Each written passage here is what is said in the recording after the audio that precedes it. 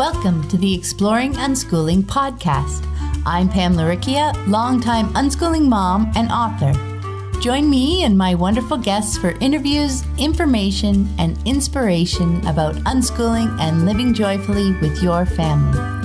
You can find the episode show notes, your free introductory ebook, What is Unschooling, and lots more information at livingjoyfully.ca. And here's the show. Hi, everyone. I'm Pam Laricchia, and this is episode number 72 of the podcast. It's the 17th of May, 2017, as I record this intro. In this episode, I have a fascinating conversation with Sophie Christophy. Sophie is an unschooling mom and self-directed scholar investigating the relationships between and impact of the history of childhood, education and parenthood, and our current social norms, systems, and behavior. We talk about her personal Unschooled Master of Arts project and dig into the motivation behind it. And she explains how her experience has made her feel even more passionate, even more convinced that unschooling is a brilliant way to go about life and to learn about stuff. It's a really fun conversation. I thought I'd share a lovely review the podcast received on iTunes recently from Eva Whipple. I just found this podcast. My daughter is 11 months old, but I've been reading about unschooling for several years now. My husband and I were publicly schooled and felt uninspired and bored by the education, for the most part. We are so looking forward to unschooling, aka continuing to live joyfully with our daughter and future kids. This podcast is an inspiring and informative resource. Thank you. And thank you, Eva. I love that you're finding the podcast helpful on your journey. And a big thank you to everyone supporting the show on Patreon, and a big welcome to new patron, Christy Buxton. I really appreciate you guys. You inspire me to keep going. I love that you're helping me share unschooling information with anyone who wants to explore ways to live this wonderful lifestyle with their family. If you'd like to support the show, even for as little as $1 a month, check out the Exploring Unschooling page at patreon.com. That's patreon.com/exploring unschooling. And this week's quote is from Sophie. I feel like just imagining our children's adult experiences when they are older, when they are making much higher risk choices like to get married or to buy a property, or they are taking this job or that job or where they are going to live. Help them out by not disorientating them. Just allow them to be themselves the whole way. Then hopefully, when they reach the point of making those decisions, they are going to be so much closer to what they actually want to do. Deep down. Thinking of conventional childhood as a disorientation process, one that spins kids round and round and round, and then stops them abruptly at age 18 and says, "Welcome to adulthood, off you go." But by then, they've lost their grip on who they really are. And then we spend so much of the next decades trying to rediscover ourselves. As Sophie says, if only we'd just not done the spinning in the first place. And that's what we're trying to do in our families through unschooling. Not spin our kids around, not disorient them. Help them stay connected with themselves so they don't have to recover. It's such a powerful image. And now, on to the interview with Sophie. Hi, everyone. I'm Pam Laricchia from livingjoyfully.ca, and today I'm here with Sophie Christophy. Hi, Sophie. Hi, Pam. How are you? I'm wonderful, thank you. I was lucky enough to meet Sophie during an episode of For the Love of Learning that we both participated in, and I also really enjoyed reading her blogs. She has 2 of them, and I'm sure we will hear lots more about them as we dive into our conversation. But to get us started, Sophie, can you share with us a bit about you and your family and how you guys came to unschooling? Yeah, sure thing. So there's me, Sophie. I've got 2 children who are nearly 7 and nearly 4 years old. And we also live with my husband, who happens to be a secondary school teacher. And we live in the UK. And how did you guys come to unschooling? I want to say it was a kind of natural evolution from when we first had our babies. We had, we fell into an attachment parenting type dynamic without knowing that it was called attachment parenting. Just straight away, felt as though our babies were little people, and we're trying to partner with them from when they were born, just, I don't know, intuitively, or that was just how it was working. And so every time we came to a social milestone for when they would then go into some sort of institutionalized environment for learning, like preschool or school, it just was a bit of an issue, because we were trying to fit one jigsaw piece into this jigsaw, and it just, whatever way we turned it, it just didn't fit. So we're like, oh, okay, so this is not going to work. I guess we'll just carry on doing what we're doing, seeing as there seems to be like zero problem with it in terms of their actual learning and development. And so I guess that's how we came to be unschoolers. And throughout that process, I've like massively been deschooling myself, because I was kind of like a golden child of the established system. And up until then, my lens on mainstream education and on school was very positive, because that had been my personal experience of it. And so I've had to do a lot of work, rewiring my brain and stepping back and getting this much bigger picture of how the whole thing works, in order to be able to understand what we actually wanted to do. And so it's been really interesting. For the children, it's completely fine, like it's normal. They're just, you're born ready, I would say, for that. It's the adults that have got the problems, so I'm like working on my problems. I help other parents with that too. Yeah, I find it was so interesting, because I too, I did well at school and through university, and it was an enjoyable experience for me. So to start questioning it when I saw that it didn't mesh well for my kids, it was really eye-opening, wasn't it? There's this whole new set of questions and things to ponder. And yeah, I find that moving to unschooling was so much more about my deschooling and my work than, even though my kids went to school for a while, because I didn't know that they legally didn't have to. They took to it so fast versus myself. I had a lot of questions to go through, right? Yeah, and I'm like a third generation educationalist. So my grandfather was a head teacher. My parents have both been teachers.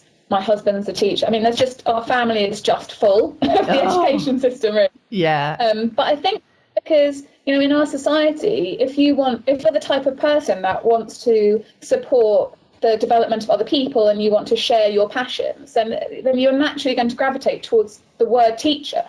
And in terms of how things are now, the option for that is within schools. And I think a lot of people find themselves in that setting and then realise that, there are ways that it's somewhat, they can't do the job they want to do, even within the current setup. So I think that the lucky thing that we've experienced is, because we've been able to look outside the existing constructs for an education and really observe our children as their development has unfolded, it kind of opens up your mind to this idea, well, actually, like, school is one setting for this process, and it's not the only one, and it's not necessarily the one that is most efficient, or, it supports people's well-being and all the rest of it. So, yeah, it's like, I find it like a Rubik's Cube to, like, figure out this whole thing, really. Yeah. Oh, I love that image. Yeah, that's true. And I know a few teachers, and like in my husband's family, his sister, and now their daughter, and all sorts of education experience on that side, and it is really interesting to watch their journey too, as they engage with the idea of what we're doing. Yeah, it's very fascinating. Last summer, you started a personal project that you have called an Unschooled Master of Arts, and I would love to hear the story behind that. So last year, for about the last 10 years, I would say, I've been informally researching and exploring subjects around childhood, parenting culture, children's rights, education, and, all of it, that what happens after you're born before you get called an adult, that kind of thing. And it had been, just on the hoof, like I would spend a lot of my time devoted to exploring it, but I didn't really have like a system or a structure. I wasn't very organised in what I was doing. Mm-hmm. So although I felt as though I was becoming like much more knowledgeable about it and I was understanding things better, I just felt as though it would help me to like put that into some sort of structure which made it way, way, way more tangible, and just to do it in a more organised way so that I could just see what I was working with a bit better rather than it just being scattered. And so I thought, well, maybe I should do a postgraduate thing, in it, if that exists. So I went to have a look to see if it did exist, because, the subjects that we're talking about are emerging subjects, really. Yeah. They're not well established in academic circles. So I wasn't even sure if there was such a thing as a course on children's rights and education, or parenthood, like does that exist out there? So I had a look, and I did find a course in London at one of the universities in London, and it was called something like Children's Rights and Education, and it looked really good. Like, it was pretty close to what I wanted to be learning about. And so I thought, I know, this seems to have solved my problem. I'll just sign up to this and I can access London on the train and it will be fine. But then I was like, well, it's £12,000. Yeah. Like, that we definitely don't have. Like, so it was like, so it's £12,000 worth of probably debt. And also it's train journeys that I really can't afford to do. So that's like more problems that I was creating. That in a way, the course that was offered solved some of my problems, but it just created a whole bunch of other problems. It was going to make me more stressed because I'd have to make sure I didn't miss any classes. I would have deadlines that would be beyond my control. I knew that that would negatively impact on our family life, and definitely on the children, because, the more stressed you are, the worse a parent you are, essentially, as far as I can tell. So it's kind of like, well, I could do this, but it will just end up being massively ironic because it will actually diminish our families, our unschooling. So it doesn't really make any sense. I mean, I was like, isn't it a bit of a cop-out? Because I'm a passionate advocate of unschooling, and to then be like, I'm just to go to school, like, to do my learning, just seemed a bit ridiculous. And so I thought, well, why not unschool it? Just unschool it. Walk the walk, if you're going to talk, kind of thing. I also thought, because I really believe that you can unschool learning at any level, in any sphere. Pretty much. I mean, I would exclude like potentially some areas where there's like high life and death risk, but generally, if it's just, if you're looking to pursue your learning in a subject, then I think that there isn't really anywhere that should be considered particularly out of bounds. So even though it's higher education, and formal structured learning that's postgraduate level, I thought it would be really smart to test the theory. Like, is it possible? Can I work to that standard without being in university? Will it work?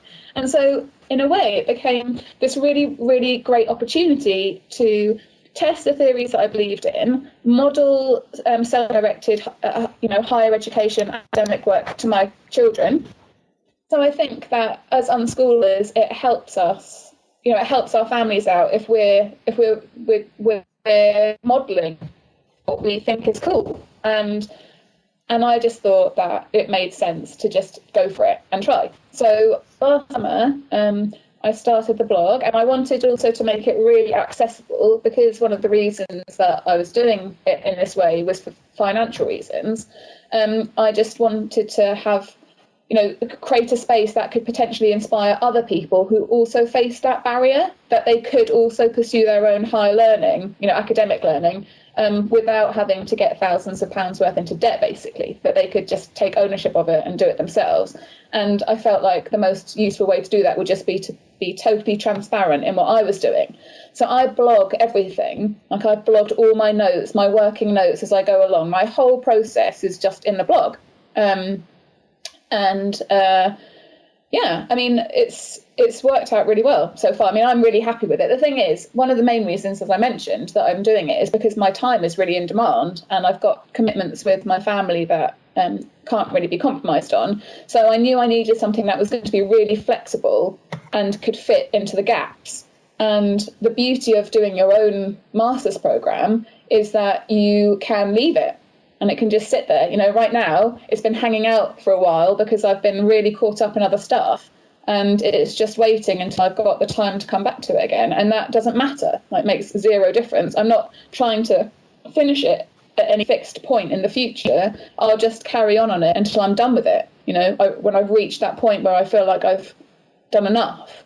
And, you know, the other brilliant thing about it is that while the course that I discovered that was available at a university in London was really good, I would say probably 2/3 of it were covering things I really wanted to look at. But there was definitely a third of the curriculum that I just knew wasn't really relevant for what I need. And the beauty of unschooling it is that you can create a really agile curriculum for yourself, and you can just, you know, do what you need to do as it unfolds and explore where you need to explore and answer your own questions as you go along. So at the point when I started, I didn't have a finalised plan for what I was going to be studying. And I didn't have like a book list that was conclusive and everything. I said right in the start of writing it that was going to be an evolving process. And just having that flexibility and agility means that I'm using my time to learn the things I actually need and want to learn. I mean, it's just exactly like we think of the benefits of being, you know, the benefits of unschooling at a different life stage, perhaps, or at a different level of learning. You just see the same thing. And by me doing it myself, I'm really feeling that. I'm experiencing what does it feel like to learn under your own self-direction. And I have to say that without a doubt, it's a far, far, far superior experience of learning than anything I did in a formal institution. Like, it doesn't even compare. And that has been just such an enlightening experience because, you know, I always believed in the theory of unschooling, and now experiencing the practice just makes me feel even more passionate, even more convinced that it's just, you know, a brilliant way to go about life and to learn about stuff. I love that whole project. I mean, it makes so much sense. I got goosebumps when you're talking about that. Because, yeah, exactly, right? I just love it. It is profound. It's a profound experience to self-direct your own academic study at this level. It really is. I can't, you know, that's just, you know, it's just a brilliant experience. It really is. Oh, I can just imagine. Yeah. Because you have total control. And it's just amazing to think of, like you said, the flexibility to match it to your schedule, your choice to, you know, not take that extra course that, you know, English for engineers or whatever it is, you know, that extra stuff that you aren't particularly interested in, and to be able to dive in and let it grow, because that's one of the things we see with our kids, right? Is when they're really diving into an interest, it takes you so many places that you never imagined it would go, right? So to have that flexibility to follow it, and how it meshes with what your next question is, it's yeah. I love that word, profound. It's such personal way of learning, right? Yeah, and I would say it's also a really accelerated way to deschool, because while you're going through it, it shines a light on schooled behaviours and schooled beliefs and school biases that I had been completely oblivious of prior to doing it. Wow. You know, you think that you're schooling in one way, but by doing this, it just, you know, things like I was sent a whole bunch of really brilliant documents by my Unschooled Master's tutor, who actually lives in Canada. He's acting as like a sounding board for me, and he's he works in a university, but he's unschooling with his own children too. So he was really into the project. But as soon as it landed in my inbox, immediately I started to feel like a panic feeling. And I was like, he's expecting me to read everything. Oh, my God, if I don't read everything, he's going to think I'm like ridiculous and this whole thing is pointless and meaningless. And, you know, I just became like really overwhelmed. And I could see it straight away. There was a schooled reaction. Yeah, that was what I experienced at university or at school. You know, at university, I used to pick, what essay shall I do? I'll do the one with the shortest reading list because that means less work. Right. So I was just I hadn't even thought about that experience, but then I started to think about it after my panic had subsided. And I was like, no, like, hang on a minute. He sent it to me, so I have like the opportunity to use it if I want. Like, it's still my project. I don't have to do anything with it if I don't want to. Do you see what I mean? So Yeah. that whole thing, like the whole power over dynamic, which is just inherent through the whole education system, including university level, where you're performing to an external person. You know, I felt that feeling again, and I had to, you know, do a bit of rewiring and practice. Like, no, like, it's my thing. You know? I'm answerable to myself. It's okay. Like, and then I emailed him afterwards and said, I have to tell you, I felt so panicked when you sent that through to me. I'm so grateful, because I know you're trying to help me, but I just thought you would have an expectation about what I did with it. And that if I didn't meet that expectation, then it would undermine me, and it would make, you know, it would just diminish me in some way in your eyes. And he emailed back and said, I just sent you that much because I wanted you to have a choice. Like, maybe you'll use like 3 or 4 bits. Like, I really don't care. Like, go for it. You're doing great. I was like, you know. So it's just all these little things like that. As you go along through it, you feel like a fear that you've written something that's rubbish, or you feel you start to worry about things, and you realise it's not true. It's just the schooled mindset that you've internalised. So I think that again has been an invaluable part for me. It's helped me to back off my kids. You know, it's helped me to realise that I don't need to do some things around their learning, or what the impact is of doing them, you know, on their experience of what they're doing. Mm-hmm. Yeah, we have learned to so willingly kind of give up our power. Like you mentioned that as the power over, and to feel expectations from everyone around us, right? Because that's what we have learned, that you know, that relationship between most other people in our lives is all built around expectation, right? We grew up with expectations from our parents. We had expectations from teachers. You know, every adult had a lot of expectations on top of us. And I imagine I would have had the same reaction if that thing showed up on me. So I read your blog post as you were working through that, and I thought it was really fascinating, because I could imagine having exactly the same reaction at first, but then you have to do the work to move through it, right? And place it in our own context, right? That's so hard. Yeah.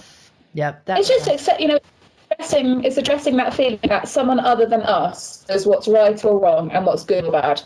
Mm-hmm. You know, that there's someone else has this authority and this opinion. And don't get me wrong, like, I definitely respect and really value the opinions of other people. It's not about just denying that anyone has anything meaningful to say to you, but it's also about, you know, taking ownership of your own art, your own stuff, and just saying, well, actually, you know, for where I'm at right now, like, this is what I'm doing. This is what I can do. This is what's the best that I'm doing right now. And that's actually enough for right now.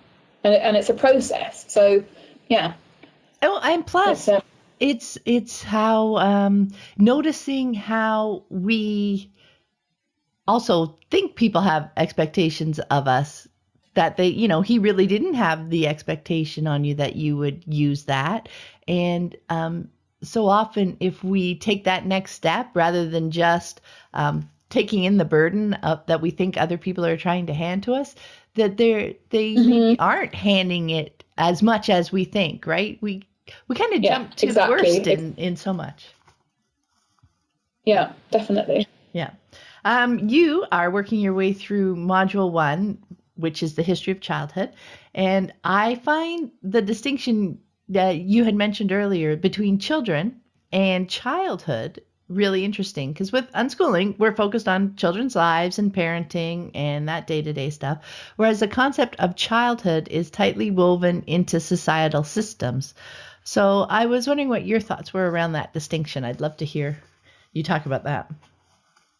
Yeah, sure. So essentially, like, children or a child is like a state of being. It's a season of life. Whereas childhood is that the environment in which a child or children exist. Mm-hmm. And the childhood bit is socially constructed. And it's shifted and changed like over the centuries, and depending on where you are in the world, it can look completely different. So what I think is interesting is to imagine like how those two things sort of relate to each other, because essentially like the nature of being a child hasn't really changed, you know, very much. Yeah. But how we experience childhood has the potential of like changing. And the problem that we have is that the construct of childhood has happened in the midst of different prejudices, biases, beliefs about what it means to be a child. And that is very, very similar to how women have experienced their lives over the past centuries and thousands of years. And what it boils down to is that we live in this patriarchal structure of power dynamic. And that can be seen in, on a national level through how government works. It can be seen through how institutions like schools are structured. And it can also be seen on the level of how families are structured. And patriarchal systems are dependent on people holding certain beliefs about why they aren't allowed power and why they should see someone else as a legitimate authority over them. So, over the centuries, there have been lots of different explanations through science, philosophy, religion, any discipline you want really, that have justified children being essentially at the mercy of power of their father originally, and now I would just say parents, because there's been a bit of a gender shift where now mothers can also access that like position of power that was once only held for fathers. Mm-hmm. And that is just that those beliefs that have made that system work and maintain and perpetuate have totally warped not only our beliefs and ideas about the state of being a child, but also how we've gone about constructing childhood around that. So, yeah, it's interesting. I mean, I know. The thing that I find really, really useful about distinguishing between being a child and the identity of being a child and childhood is that once you understand that childhood is a construct, you also can understand that it can be deconstructed and reconstructed. Mm-hmm. So it's only a fixed thing if we continue to participate in the construct and if we carry on holding the beliefs that inform that construct in existing. So if we move our beliefs, if we challenge our biases about children, then we can reconstruct. And essentially, I think that's what unschooling families are doing. They're deconstructing a patriarchal construct of childhood, and they're reconstructing within their own family units a much more consensual and balanced dynamic. They're not trying to perpetuate and maintain this power over dynamic. They're seeing children as people, and that is extremely radical. That's probably the most powerful political thing that an individual can do, is to recognize the personhood of a child. Yeah. What I find fascinating, just as an aside here, and it goes back to, you were talking earlier how, you were, when you had your children, and you were engaging with them in what you later learned would be called kind of attachment parenting style, right? Even though and I found the same thing. That's where my instincts took me. I didn't know the term at the time when my kids were younger. And now, as I'd mentioned earlier, I've come across this concept of the theory of childhood and the construction of childhood. But a couple of years ago, starting last year, when I was working with Anne on bringing together a conference, I called it Childhood Redefined. Mm-hmm. Because that is where it seems like my mind gets to places before I really understand, before I see maybe the bigger picture. Do you know what I mean? Because it's now that I'm realizing what that means, and it means so much more than I knew at the time, right? Yeah, I completely relate to that, and that was a big part of the motivation behind me doing the Unschooled Masters, because exactly. could see what was happening. I could understand what was happening, but I didn't understand how we came to this point. Mm-hmm. And so for me, history is just understanding about what has happened before, like what happened to lead this into this into this. And when you look at the history behind all of this, it's absolutely fascinating. And we're talking about 4,000 years worth of like perpetuated habits and behaviours that, you know, are kind of detrimental actually to everyone and to the planet that we live on. You know, it's just interesting, and I find it helps to understand, because, you know, one of the things that I think can be a barrier to this progress is that people feel like they're doing is right, but because it's so contrasting to the majority, it starts to make them experience other negative things. Like they feel anxiety, they feel depressed, they feel stressed, they maybe feel angry because it's so hard, because none of our systems are set up to accommodate and support this new paradigm. And to me, if you understand like why we're at where we're at, not only does it help you to empathise with people that are not on the same path as you, and to let that go, you know, not just to accept it and be like, okay, that's cool, you know, they're where they're at and I'm where I'm at, probably for these reasons, and that doesn't make what I'm doing, just because what I'm doing isn't what the majority are doing, it doesn't diminish in any way the meaningfulness of what I'm doing. And I think that's encouraging. Oh, I love that point, that it helps you better understand other people, because once you start looking at the history of it, you can see how those ideas have come around, and yes, you can better understand and empathize with how they've come to the choices that they've made. And exactly, it doesn't diminish our choices either. That was one of the stages where it made it so much easier for me to just be out in the world, you know, and not feel so defensive when people ask me questions or were curious about what we did. You know what I mean? All of a sudden we were just, you know, we're all living together and we're making our own personal choices. That's so interesting. Yeah. Yeah. Mm-hmm. So I was curious what one of the most interesting connections between your studies and unschooling that you've come across so far. You were talking about how how you feel like you're living the unschooling learning style by doing this, but I was wondering if there were any other connections that you could share. I guess, you know, probably the most useful thing is just being able to imagine what it looks like with the constructs that exist just being redefined.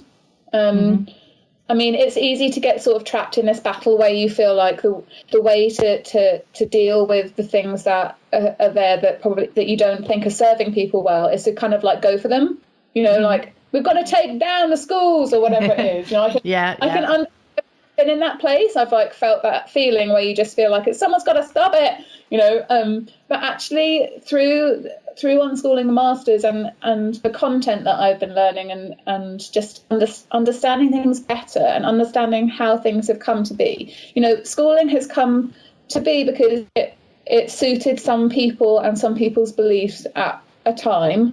And then it became socially normalised, and then people started depending on it because other things shifted, like work patterns shifted, and you know, lots of factors kind of came together that meant that people became really dependent on it existing.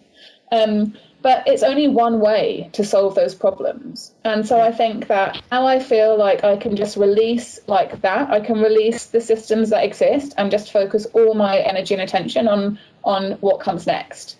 Like, what's better than this? How do we go about constructing something which is just such an easy, preferable option, what has been existing so far? And that's just a really exciting place to be. That's like way more exciting than like getting bogged down in the current things the way they are, you know? Yeah. That's awesome. You're coming up on 1 year now for your Unschooled Master of Arts, and I was wondering what you've learned about the process up to this point and about yourself. How well has it meshed with your unschooling lives? Yeah, it's been great. The flexibility is the main thing. I think if I hadn't been, you know, doing things in such a flexible way, then I just wouldn't have been able to do it. if I'd gone to do it the traditional way by registering at university and paying up, I probably right now I'd be like totally traumatized and anxiety. My kids would be crying, my husband would be like not being able to cope, I personally would be drinking loads of alcohol every day. It just wouldn't be working. So the flexibility that's given me, where I can have it sitting there, it's just waiting until I'm ready to come to it again and re-engage with it again, is just means that it's possible. Unschooling alone is like enough, and doing other things in addition to that, you have to make them work around you. It's not going to, there's only so far you can bend, I think. And just I'm just so encouraged that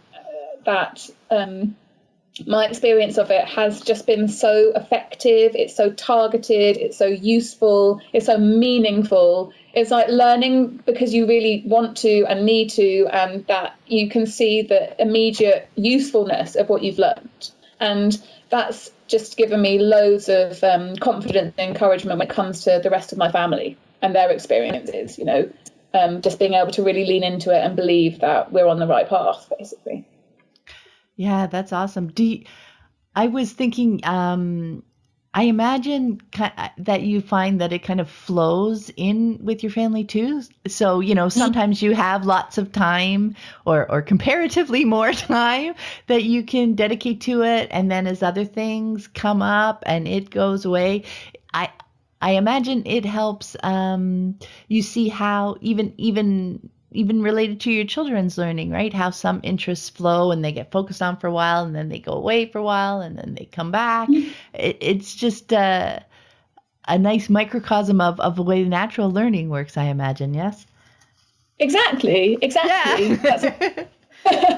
And that's so helpful, because then you don't get frustrated, you're not like, oh no, they're not doing this anymore. Or, oh no, maybe they should be doing this right now. It's like, relax, I'm coming back to this because I feel so passionate about it. Like, I know this is what I'm supposed to be doing. It works. It draws on all my strengths. It's doing what I need it to do. And I think I said in the post, like my last post probably, I was like, if this takes me my whole life, that's fine.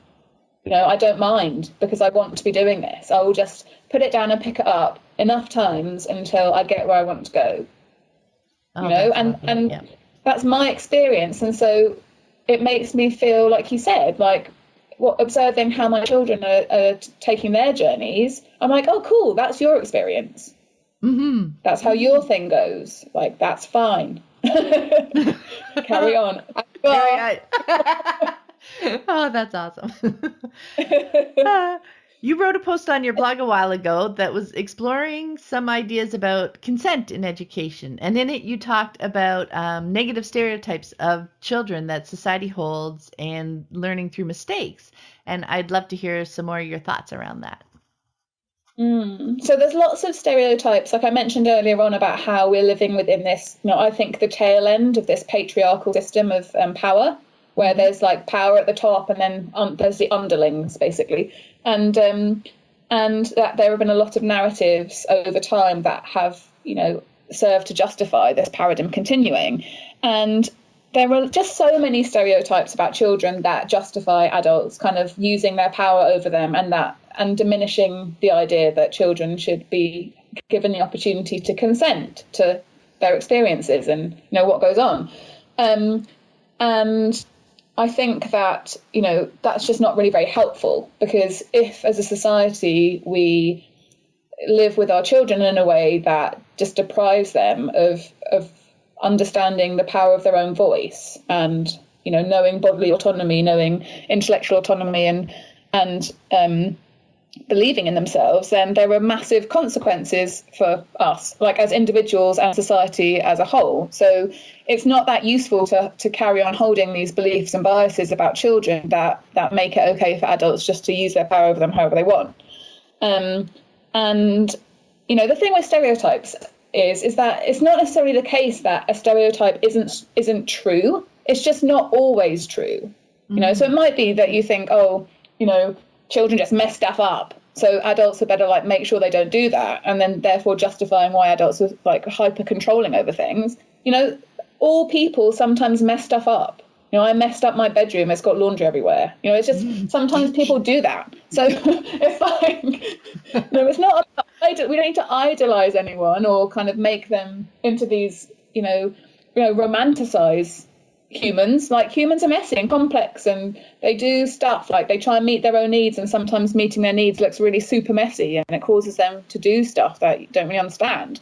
The point is that if you just believe that's just how children are, then it can lead to you to just be not listening. We need to look at people as individuals and try and understand, well, why is this happening?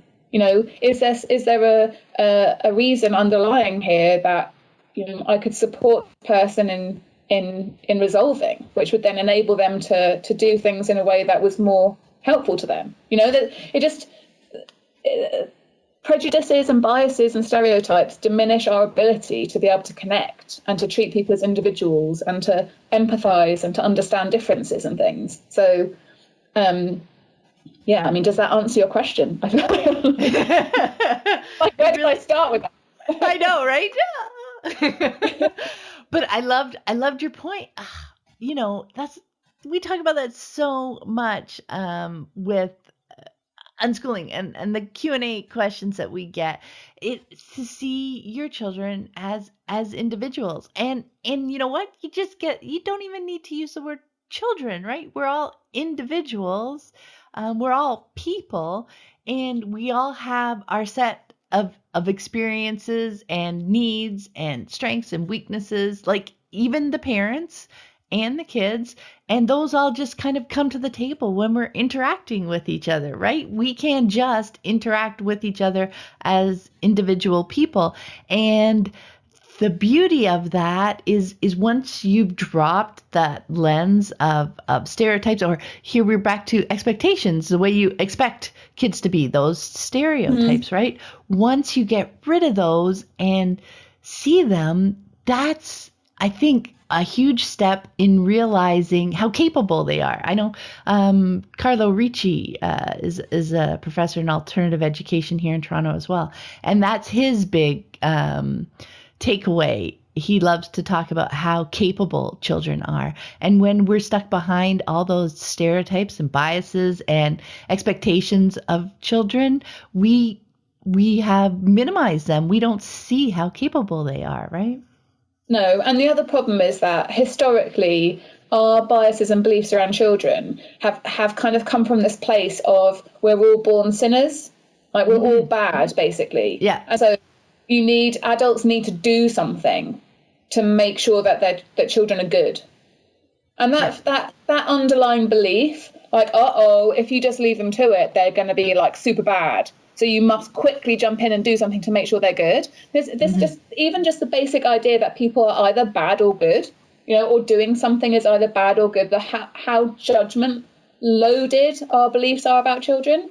Again, it just inhibits our ability to be able to see what's actually happening and just to think about it and be like, okay, I don't need to panic that I have a bad child, the worst thing in society you can possibly ever have. Oh no, my child's bad because they're doing X. And actually just be able to be everyone's different and everyone is, interacting with the world in their own way from their own perspective and is at a different stage and, has had different experiences up until now. And it comes back to how people go about meeting their needs and how easy it is for them to meet them or how not easy. It's so complex. Humans are complex beings. It's not simple. If it was simple, then that would be great. And maybe that's why people are so attached to this idea that of right and wrong.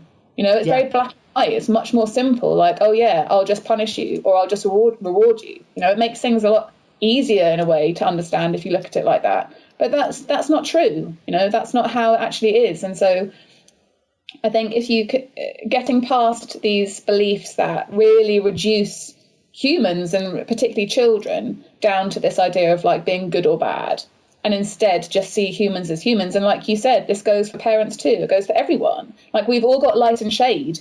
Under certain conditions, no matter your age, you may do things that are not in keeping with your own beliefs because of what's going on around you or what's happening. So if we can accept, probably it starts most of this stuff with parents and how we understand ourselves and understanding that that we're not perfect beings, and that we all, make mistakes and take risks and do things that we maybe don't even agree with ourselves, but for other reasons. And, just accepting our own complexity is going to help us, I think, to understand that children are just as complex. I love that idea because, when you think about yourself, clearly, when you can get rid of that judgment piece, because, like you said, sometimes we make choices that we wouldn't, that aren't as much in alignment with us, but we know why we made that choice in that moment. There is, some external force, when we talk about how we rationalize our choices or our decisions, there was something going on unique to that situation that had us making choice X when normally we would make choice Y, and to start to understand the bigger picture of ourselves, really helps us start to, again, that was one of the things that helped me step past that parent-child power dynamic to realize that we're all individuals, and sometimes I make a less than ideal choice in a moment, and there's nothing wrong with that happens to my child too, and being understanding and empathetic to that. And that's one thing that I find parents do is, if our child makes that choice X in a moment, all of a sudden we're envisioning they're going to make that choice X forever, right? And that's the whole idea of they're going to be a bad person growing up because they made this not so great decision or choice in that moment. They're going to be making that choice forever and ever. People where he gets so upset and frustrated and he throws his toy. I don't want him to be an adult throwing things around when he gets mad. Well, that is a huge leap to make, Totally. But what else I think is that there is a lot of resistance to adults being emotionally vulnerable. And, if we really connect into like the world we live in and think about it, then it's like really troubling, I think. And it helps maintain the status quo if adults don't go there. If we don't get sad about those things, if we don't think about them, if we just ignore them or deny that that's reality. Yeah. And so I think in a way, I think it's an unconscious thing that's inherited, is this idea that we have to train children out of their emotionalness. We have to kind of diminish their ability to feel and connect with what's going on around them. And I really believe that if we do that, then things are going to really get worse. Yeah. What we need to be doing at this stage in the evolution of humanity is really supporting people safely in not diminishing that side of themselves. Maintaining an openness and an awareness to the world we live in, and a desire for greater justice, and a desire for us to be better caretakers of the planet we live on, and so on. Because you see that in children, straight away, from such a young age, an awareness of that. Then they notice. If they're given the space to do so, they are empathetic straight away, I think. Yep. And so partly, again, this kind of feeds into this whole idea about what is the construct of childhood.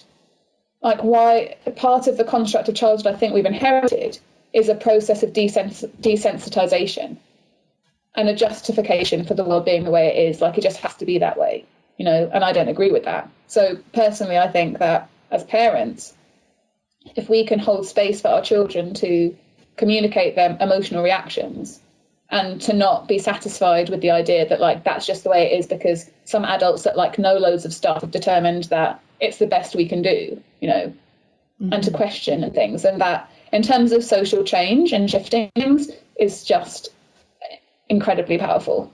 I really think so. Oh, I really think so too. I almost feel like that we're protecting our children's heart. When I think of their fire, their passion, their beingness, so that it's not diminished or controlled, or, you know, just what you were talking about, that that this is just the way it is, right? But I feel like we're helping them show up whole as adults. You know what I mean? Like, I totally who they really were when they were born. That aligns so nicely with what you said, because they are empathetic, they are understanding, they see so much from, like, understand so much from a young age, and they are capable. And I see unschooling as being able to keep that whole as they grow. You know what I mean? Does that make sense? Totally. We're born like ourselves, and then it's really interesting, actually. There's a fascinating woman called Elizabeth Kubler-Ross, and she did a lot of work with people who knew they were about to die, children and adults. And, you know, she said that it was always easier to work with the children because they haven't been corrupted yet. Yeah. And the adults are the ones that had, like, masses of issues and baggage around dying because they had loads of regrets, and, you know, their life had gone this way or that way, and their relationships were way more complex. And I think that you know, that explains a bit of what we're talking about here, that we start off, like, we come to the world kind of ready, I feel like. You know, we're like, hi, I'm here, like, what shall I do? You know, ready to serve each other and to this and so on. And then throughout the construct of childhood that we have, like at the moment, or the dominating one, just diminishes that. It's like a disorientation process. Like, you kind of get turned and turned and turned, like, until you then get again, like, welcome to adulthood, where you can actually do stuff. And by the time you're there, you've completely, like, lost grip or belief in that original self, you know? Like, where am I? And then the self-help industry, like, helps you out by selling you loads of books and, like, opportunities to get back to that place where you were in the first place. It's like, just not done the spinning. You know what I mean?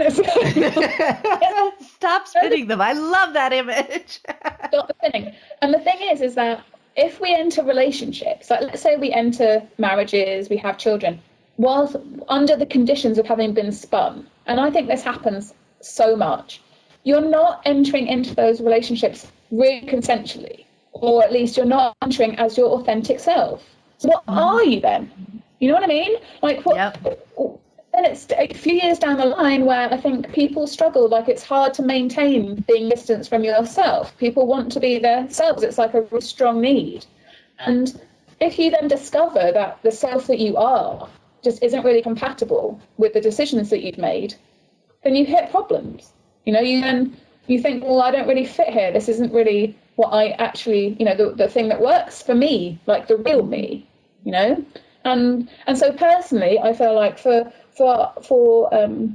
just imagining, like, our children's adult experiences when they're older, when they're making, like, much higher risk choices, like to get married or to buy a property or taking this job or that job or where they're going to live and stuff, you know, help them out by not disorientating them, you know, just, like, allow them to be themselves the whole way. And then hopefully when they reach the point of making those decisions, they're going to be so much closer to what they actually want to do deep down. Yeah, that's amazing. It's such a great way to think about it.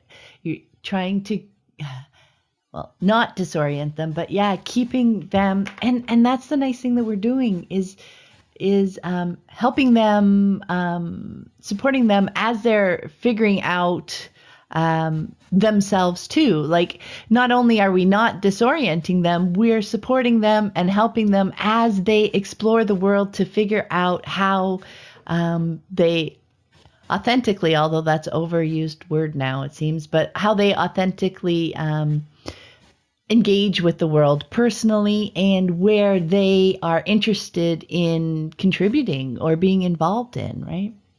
Yeah, I think so. Yeah. I did have a last question here about the issue of childism and adultism, because I know it's very close to your heart having this conversation. And I think it's really all part of what we've been talking about. So I was just wondering if there was any other piece of that puzzle that you would like to share, maybe talk about the concept itself as it's defined. So there isn't, like, a universally term to describe this. dynamic. So there's people use different things. So childism is used by some, other people use adultism, but essentially what it boils down to is the prejudice and discrimination and stereotyping that children experience on the basis of being identified as children. So, it's the equivalent for children that you would use racism to describe discrimination and prejudice and stereotyping based on race, or sexism based on gender identity. So it's just highlighting that as an area of inequality, and it's useful. I think it's not widely accepted at all. We're at a point where I think there's a growing awareness of the fact that this prejudice and discrimination exists, because the thing is that historically it's been normalized as being necessary. Like children are, lesser people. Like it's just natural to consider them as being less. And that's the narrative and the story that we've been given, over lots and lots and lots of years that we've talked about in this conversation earlier on. Yeah. But you can think also, like historically, the same is true for these other groups. Historically, science has told us that Black people are less because, physically and intellectually. And there's been scientific evidence that's been offered to people to prove that. Now, I don't think anyone, or maybe some people, but hopefully not, would still maintain that to be the case. Yeah. But that is underpinned, and has perpetuated racism. And the same thing is exactly true for women. This idea that women are lesser than men. It's there's been plenty of evidence, in inverted commas, offered to prove that to be true. And we're in the same place with children. People will say that it's just natural for children to be diminished, or that the prejudice is justified, but I don't agree with that at all. So for me, this is, really, when it comes down to it, because of the way that people are treated as children, like our construct of childhood, because of this power over dynamic, that experience of living within the power over dynamic and that being normalized, we kind of internalize that ourselves. So you start to believe, I think, that it's normal for some people to exert their power over others. And it can even be in other people's best interests for some people to overpower them. And if you establish that in your brain, and in your unconscious bias, the belief that some people are entitled to power over other people, then it affects your feeling of outrage when you see that happening to other groups, like groups other than yourself, I think. Which I think is why people tend to become activated within their own group's injustice, but don't necessarily understand the other the importance in challenging injustice experienced by other groups, because you kind of think maybe there's a reason for it, right? Unconsciously. Yep. So if we kind of scrap this idea that it's okay just to wield power over another person, and instead really promote this idea that consent is meaningful, that people should have a say in how they're treated and aren't just at the mercy of another group for a particular distinguishing factor. And if we as families live in a way that challenges childism, because if that is one of the key roots of all these other that underpins all of these other discriminations in our society, then theoretically you reduce the chance of that power over dynamic being internalized and justified. And so the upshot is a society that doesn't accept prejudice and doesn't accept discrimination, which would be great because that's social justice, and it's quite an exciting sort of formula, really. Teach children that some people have a right and entitlement to power over other people, and they will stop thinking that's okay, as adults and everything else. I was going to say, can you imagine? I know, just thinking about it, that power over dynamic it's the basis of so many issues. I mean, you can see it play out in our adult lives all over the place. And to imagine that we're helping our children learn a different way, right? It's not like this is bad, but the whole consent and the ability to work consensually with the people around us and just figure things out just on the small micro level, even within our families, how that will go out into the world. Like I think I've mentioned before, with my kids, as they became, teenagers and were hanging out in a larger social circle, that ability that they had to just look at situations and help people, the people in their small social group, just find a consensual path forward for what they were looking to do. That was something that their friends appreciated and noticed, because that was not something that their friends were able to do. It was like, 3 people wanted to do X, 2 people wanted to do Y, so we did X. That's just, and the other people lost because they didn't have enough people wanting to do it. That was just totally accepted as the path forward. And, for my kids to maybe sometimes find a Z that everybody was happy to do. Exactly. Or find an XY combination that they could do. This was something that their friends just found so different. I remember I was in New York and we went to an event, and my daughter's friends were there. It was an art show, and every one of them came up to me. We were just there. They had the music on. We were walking around, whatever. But throughout the night, every one of them came up to me and said, how much they appreciated Lissy. And it was, totally unexpected to me. But it was a point, like, just how she is in the world is very different than most even of her peers expect, and they notice the difference. So that just had me thinking about it. And, when you were talking about it, that's what jumped to mind. Like our children growing up and learning a different social dynamic or relationship dynamic, a different way of being with other people, makes such a big difference when they go out, reach out further into the world, eh? Yeah, 100%. That makes sense. Yeah, completely. Because this is like, look at the new neuroscience around this, which is fledgling, but it's maybe useful to think about the fact, like, we're talking about how people wire their brains. It's like how what we experience like affects how our brains are like wired. It's not just what we think, it's like how our bodies work. Our bodies, are working in this new paradigm.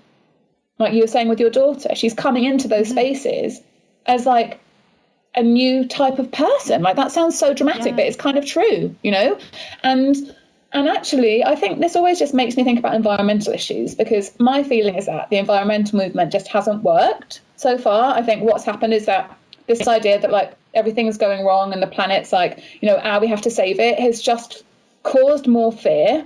And when there's more fear, people become more authoritarian and they seek authoritarian leadership, right? So it's kind of massively backfired, like getting people scared about global warming and stuff. Yeah. However, if you take this route, right, and instead you base everything on the ideas of consent and about human rights, children's rights, and so on, you realize straight away that violating and using the environment without consent is a no-no. And obviously the earth like can't speak particularly, can't verbalize like yes or no, but you can imagine, like, if you've got the skill of empathy, if you've experienced empathy and you're able to use your own empathy, then you can think, now, would the ocean consent to be like massively polluted? Probably not. Would, and you can extend that, like, would the forest like really want to be deforested, like if it could say itself? No, it wouldn't. So we have to find, like you're saying, what's the XY solution? What's the other solution? What's the consensual solution which doesn't diminish the dignity of anyone involved? Like, how do we find something that everyone can accept?